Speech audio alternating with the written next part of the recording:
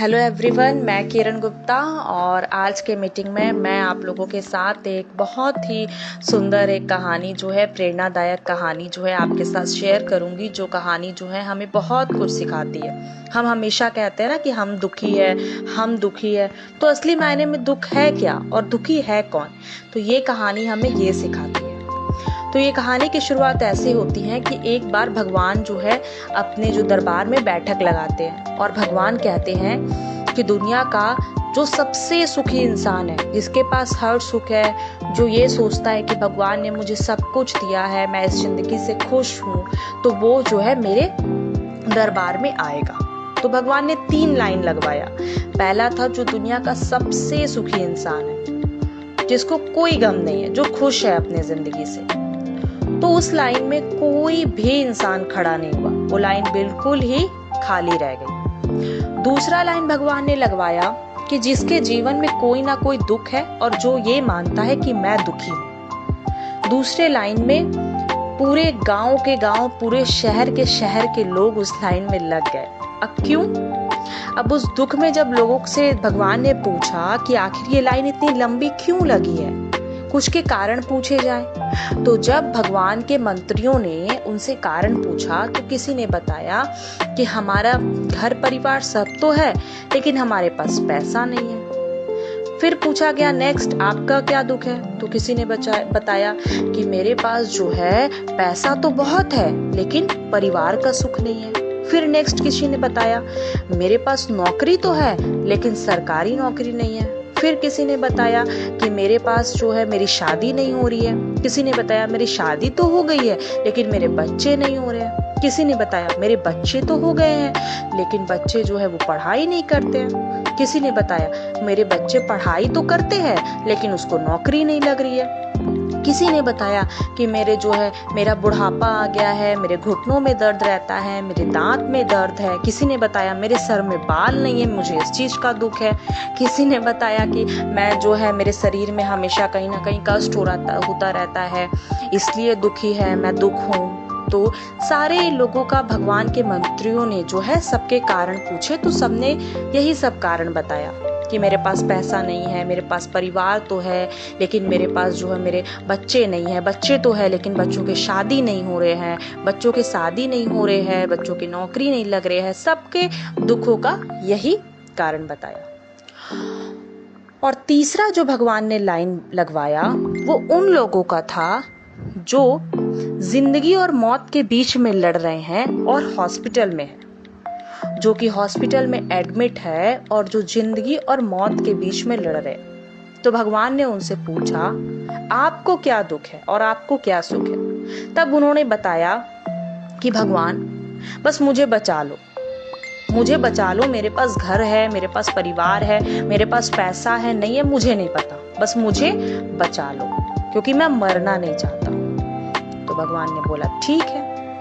अब भगवान ने जो है तीनों लाइन का बहुत अच्छे से चयन कर लिया। पहला था सबसे सुखी कौन, दूसरा था किसी को भी कोई दुख है तो, और तीसरा था जो हॉस्पिटल में एडमिट है। तब भगवान ने कहा जो सबसे सुखी वाले लाइन में तो कोई नहीं था, और जो सबसे दुख वाले लाइन में थे, भगवान ने उससे कहा कि ठीक है, एक काम करते हो, आप लोग को जब इतना ही दुख है अपनी जिंदगी से, तो आप लोग को क्या किया जाएगा, खाई है, उस खाई में आप लोग को ढकेल दिया जाएगा। और जब आप मेरे द्वारा आप लोग को इस खाई में ढकेला जाएगा, तो जब आपका पुनर्जन्म होगा तो आपको एक ऐसा जन्म मिलेगा जिसमें आपको कोई भी दुख नहीं होगा।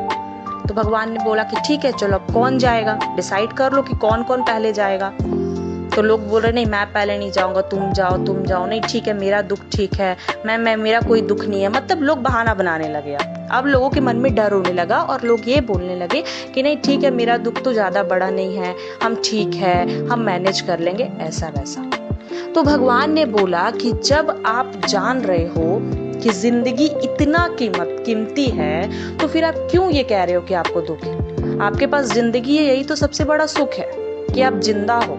दुनिया का सबसे बड़ा सुख क्या है कि आप जिंदा हो, आप शरीर से फिट हो, तो है ना। तो हम लोग क्या करते हैं, भगवान का कहने का ये संदेश था कि हम मनुष्य जो है, हमारे जो छोटे छोटे दुख भी होते हैं, हम लोग उसको दुख में काउंट कर लेते हैं। है ना।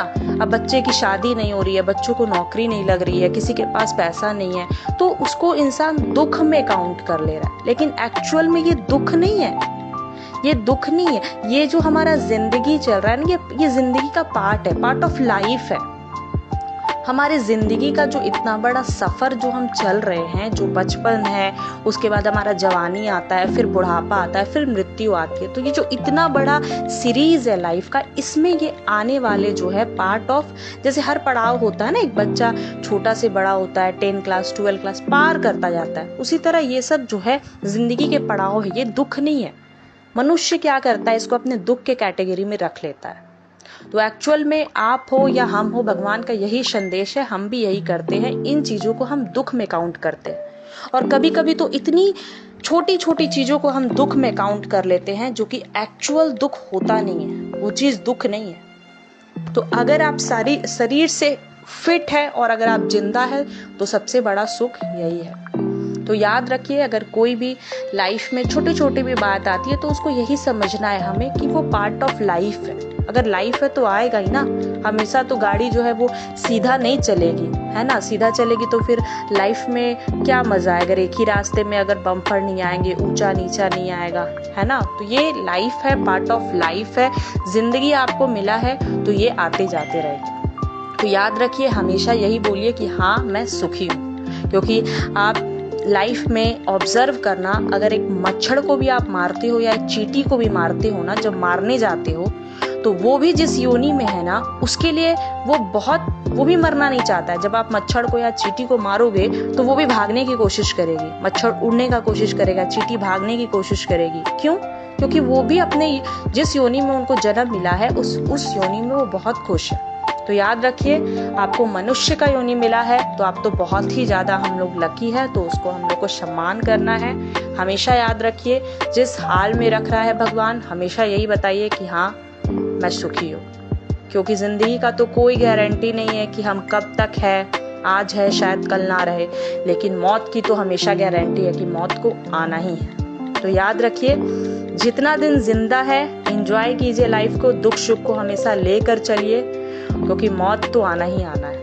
तो आई होप आपने आज की स्टोरी समझी होगी। आज की story, moral of the story वही थी कि इंसान दुख गाता है, सुख गाता है, लेकिन सबसे बड़ा सुख यही है कि आप जिंदा हो। हर इंसान को अपने जिंदगी से बहुत मोहब्बत है, कोई अपनी इस जिंदगी को खोना नहीं चाहता। और आशा करती हूँ, और तीसरा, जैसे आपने देखा था कि हॉस्पिटल के लोग जब जो एडमिट होते हैं, हॉस्पिटल में जिंदगी और मौत के बीच मरते हैं, कभी अगर आप उनसे जाकर पूछोगे कि आपकी क्या इच्छा है, तो वही बोलेंगे कि बस मैं ठीक होना चाहता हूँ, मैं जीना चाहता हूँ। तो याद रखिए, 3 कैटेगरी के लोग को आपने जाना, और आशा करती हूँ आज की स्टोरी आपको अच्छी लगी होगी। Thank you so much.